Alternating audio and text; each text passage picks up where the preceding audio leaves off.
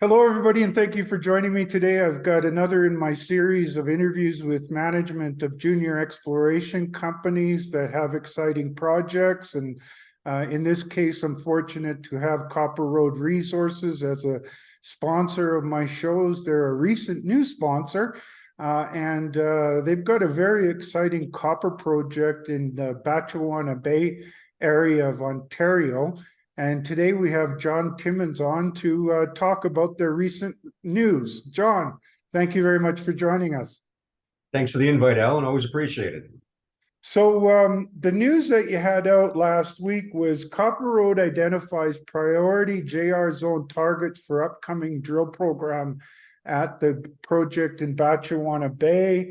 It went over some of the past drilling at the JR zone. And also talked about the Richards Brecha. I'm very excited about this combination. The Richards Brecha, you've only drilled a few holes into it, but had some really nice drill results. 27 meters of 1.46% copper at a vertical depth of approximately 50 meters. And the other two holes also had some nice looking numbers in it. And it looks like that you might have a nearby porphyry that could go underneath the breccias in the area. And so you've got a lot of exciting stuff to talk about. So let's start by unpacking some of that information in the news, John. Yeah, sounds good. We drilled the Tribag property last fall, which is approximately 10K away from this JR zone, which is in the middle of this property. And I think if you want to go elephant hunting, you should look where elephants have hunted in the past. And the history of this property, Noranda looked at it twice in the early 90s. Phelps Dodge had drilled this in 1964. Antofagasta looked at it in 2013. And of course, these companies, big elephants, looking for these, billion-ton, 1% deposits. They only had little pieces of this district. And over the last couple of years, we really consolidated the majority of the targets into a 21,000 hectare package. And this JR zone has seen very little work on it. The JR porphyry hasn't seen any drilling since the mid-60s, and now Richards Brecha hasn't been drilled since 1998 by Origin Resources. And they were looking for gold, so they just walked away from it. But this combination of surface porphyry and surface breccia, and these grades out of that porphyry are pretty exciting. 150 meters of 0.5 equivalent, and was never tested for silver, rhenium, and gold. And we know there's a significant silver halo. Traditionally, that rhenium is associated with the moly, and we know there's gold to Richards Brecha. So we think potentially these things haven't been tested at depth, haven't been tested deeper than 175 meters. We'd like to get in and put a hole in, 400 and 450 meters into the porphyry, and then drill more of this surface high-grade breccia here in the summertime. Well, you touched on a couple things there that I think are important. An old saying in the business is the best place to look for a new mine is an old mine in the shadows of a head frame kind of thing. And but sometimes that doesn't happen because you get these fragmented land ownership, and you need to consolidate the area in order to take a good shot at it. And it sounds like that's exactly what you have at this project in Batchewana Bay. Indeed, we believe we consolidated the majority of the regional targets. And, this JR zone in the center, I don't know why other people didn't drill it in the past. And Superior Copper was in that area just south of there at the Gimlet Lake targets, and they're drilling 1,000 meters ZTEM targets when there's near surface copper there. I'm glad they didn't drill those targets because we're planning on doing it. And, everybody wants these, Filo or ATEX holes that are 1,000 meters of, economic grade. I think with North American economics, that 400 or 500 meter pit and these sort of grades is what we'd like to focus on. And we'd love 1,000 meter hole of, 0.6 copper. But, I think within reason, we'd like to drill more near surface copper and, step out across this district in between the two zones, which are lighting up with MMI lines we did last year, connecting these two things. So what people might have thought were smaller targets in the past, we believe they're much bigger and plan to drill test in the summer. In fact, that's what your Brecha pipe looks like. It could be widening as it gets deeper, and that there could be a porphyry underneath that broke up all that rock And you could see a similar situation happen with the mineralization where it broadens as it gets deeper as well. Indeed, and there's been a bit of pushback on this, or whether that is an actual porphyry rift related. I don't really care what it is, as long as it's mineralized and goes to depth. And certainly these high grade breccias around it in a blended ore scenario, that will increase the grade significantly in the tonnage. We believe there's other targets to the southwest and the northwest, which are lighting up in traditional sort of historic IP. Bigger targets in Richard Brecha. So we'd like to test those also. We can deliver several breccias around this porphyry. I think we can deliver grade and tonnage here fairly quickly. And, you mentioned something earlier that I think is important to point out for a few different reasons, in that, there's some success stories happening in the South America right now. But there are some issues in South America in that, most of those deposits are found very high in elevation. And you've got governments that are changing the mining laws as we speak. So you've got something that is close to infrastructure, close to processing facilities, is infrastructure rich.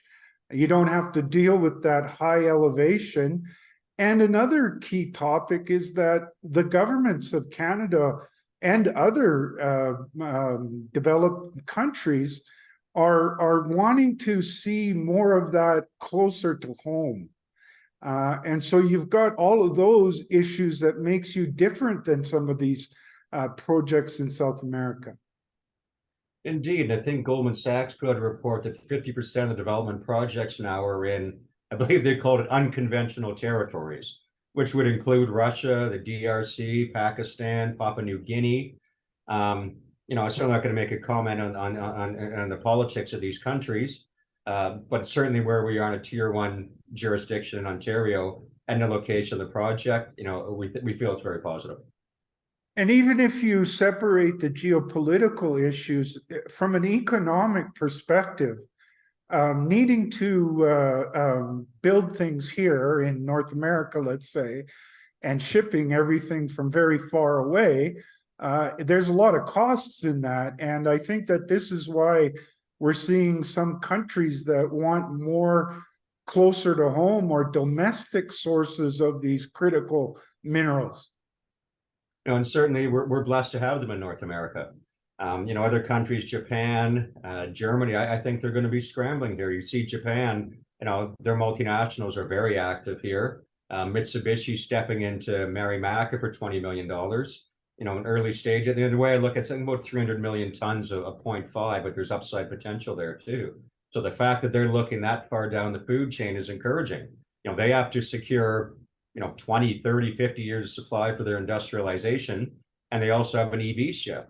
So they're really up against without domestic supply. And we're certainly blessed here in North America that we have it for ourselves and the world too.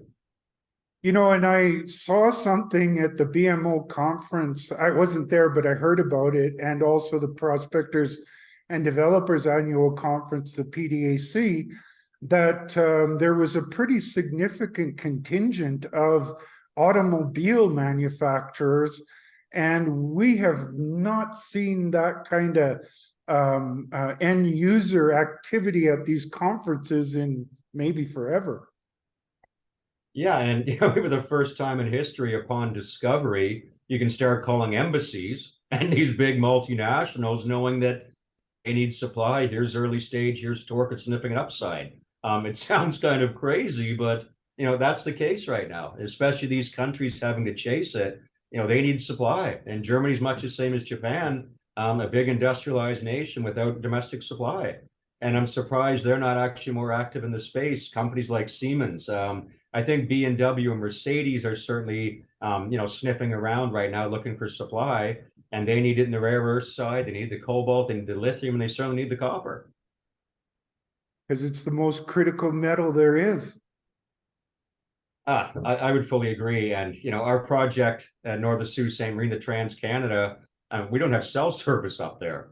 And there's a lot of traffic in that Trans-Canada. So Canada, I think with, a big country and small population density, there's some real challenges to get this in place, especially the charging stations.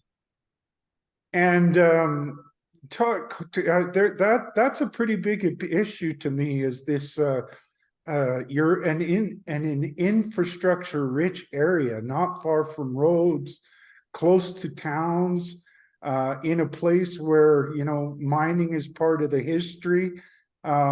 This is going to be quite important in the future, I believe. Yeah, we think so too. And, you know, knowing there's two past producers in this project are 30K apart, and, you know, there's very interesting geology in the middle of the JR zone. You know, we really believe with the confidence to deliver several deposits across this property. Well, And, you it's know, within that location, I think we'll deliver significant value to shareholders here. there's not a lot of arm waving in that, because you've got historical mining and you've got known zones and widespread geochemistry that suggests that you could very well have several deposits on this property.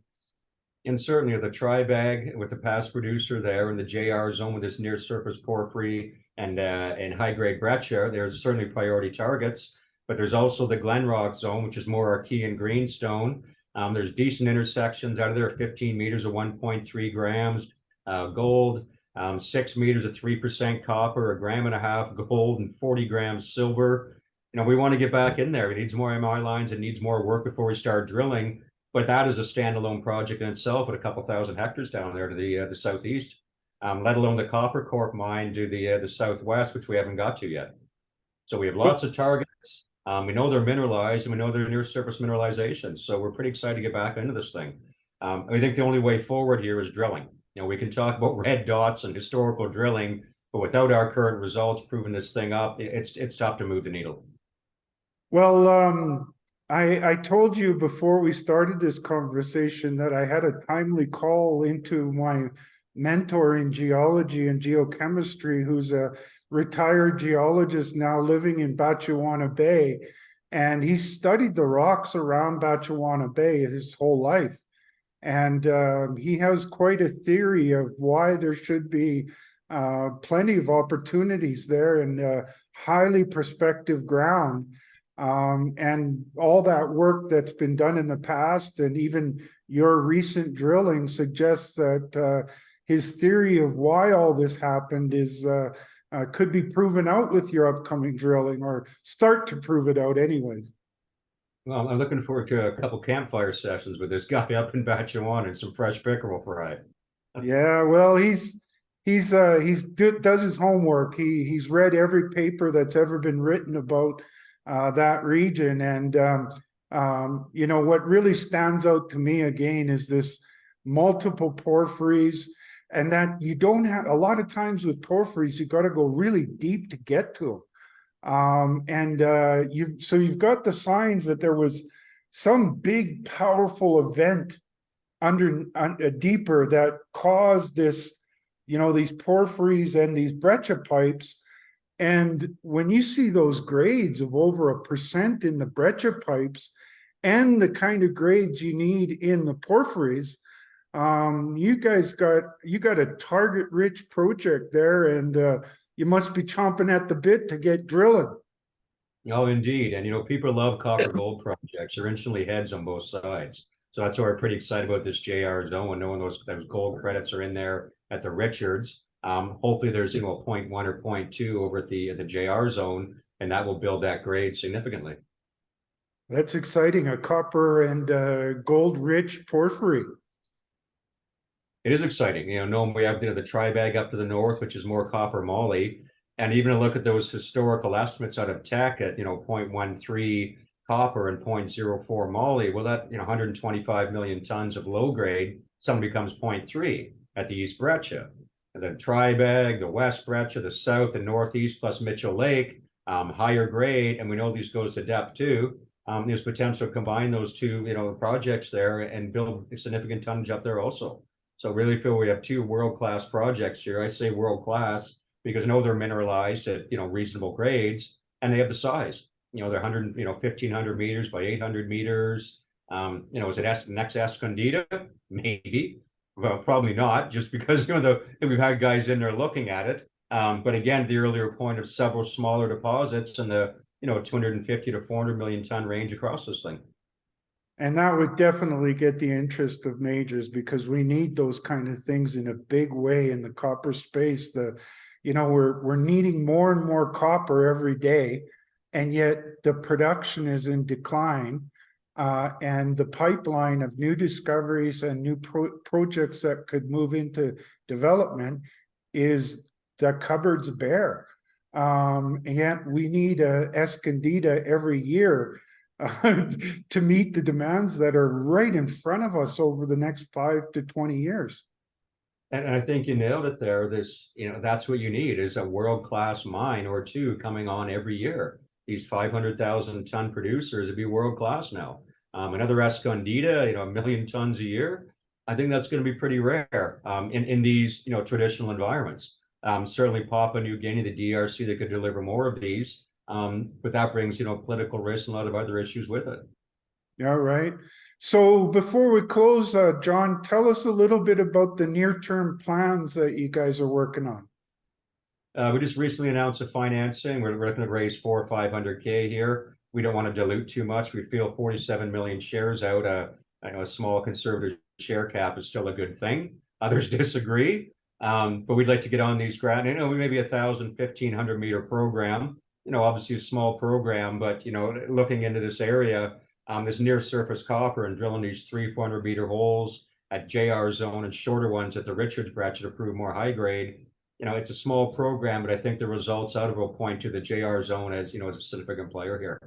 Raise more capital. I'd like to get 2 drill rigs going, one at Tribag, one at JR zone, and a lot more regional exploration, MMI lines, lake seds across the Copper Corp area and the Glenrock area. And that's definitely enough drilling to prove up your theory with the Brecha pipes and the associated porphyries. Indeed, these JR zone holes at the Jogren, 140, 160 meters, they're untested, but below that, they all bottom mineralization. The grades are good. We think there'll be a suite of byproduct minerals to push those up.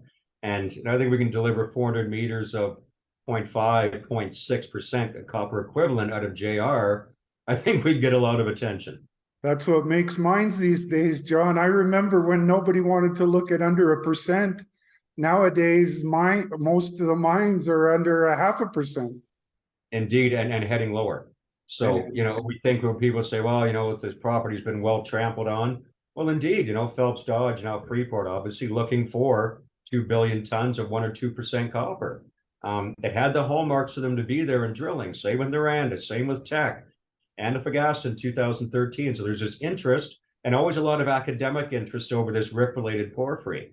I can say whether it's porphyry or not, if it's mineralized, I'm happy. You can call it what you want.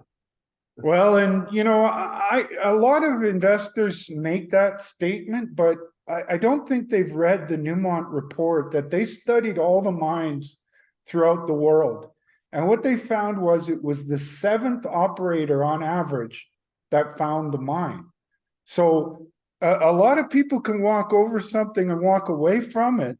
But it's usually that one that can consolidate an area and really digs deeper into it that is the one that finds the mine. I certainly saw that. I was with Guyana Goldfields for 16 years, and that discovery, the history there was mined by Guyana Goldfields back in the 1930s. Denison spent a lot of money on it. Probably a couple other companies on it too before the local guys took it back, stripped it, felt there was nothing left. And it came down to a couple of geos, walking through the muck of Guyana and sitting down a log demoralized, staring at a swamp going, well, nobody drilled that swamp. 7.5 million ounces of gold underneath there. So a bit of luck, some tenacity, and it's a unique business, that's for sure. That's for sure, John. Well, did I forget anything to ask you, or something you want to point out, or did we cover it pretty good? I think we covered it pretty good. That JR zone is our focus here. It's not a brownfield site. We're not drilling green dots, red dots. It's near surface copper, and we're going to get into it this summer. Sounds great, John. Let me close it off, and we'll talk at the other end. That sounds good. Thanks, Allan. Well, I'm a very bullish on copper, and we touched on some of the reasons for that. The industry is not finding enough new discoveries and have enough in the pipeline to meet the tremendous demand that is coming from electric vehicles and alternative energy sources. And no matter which of those you're looking at, it's going to require a phenomenal amount of copper. And some of the research says that we need to find an Escondida, or let's say a world-class deposit, every year to meet that demand. And I read that report 10 years ago, and that didn't happen. And it's not happening today.